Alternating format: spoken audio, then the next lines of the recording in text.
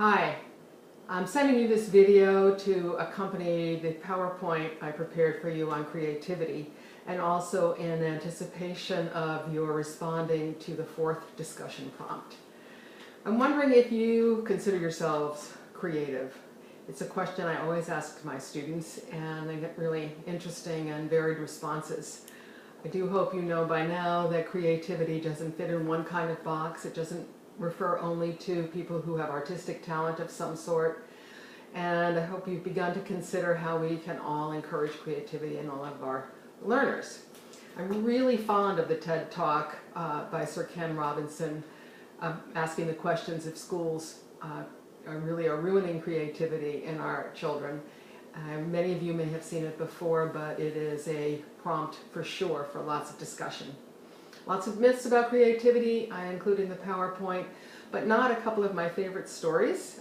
One is about Salvador Dali, whom I'm sure you know is an artist of enormous imagination and creativity, and somebody maybe sometimes challenging to appreciate. I know it was for me for many years. Well, there's a great story about the ways that Dali prompted his own creativity. He believed in that moment between being awake and just falling asleep, that kinesthetic moment in time, is when we are most creative. So he would go to sleep in a chair or on a couch holding a spoon that was dangling over a glass cup or plate, and when he fell asleep, that spoon or fork, some utensil, would drop and make a clank. Would wake him up, and that's when he would paint.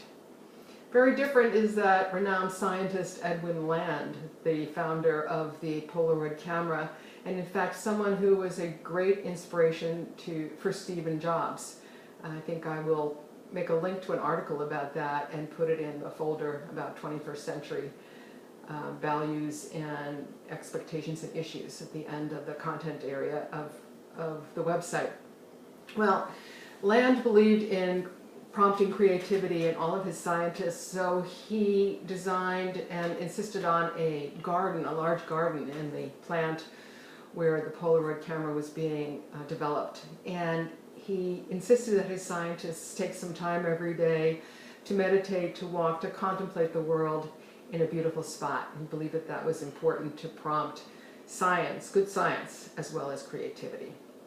So with that, I wish you well as you talk about this topic. I want to also take an opportunity to remind you once again of the position paper assignment due on June 23rd, because it is such a big part of the course, and encourage you to write to me with any questions, thoughts you have about the paper. I'm happy to look at rough drafts and to support you in any way I can as you work towards completing that assignment.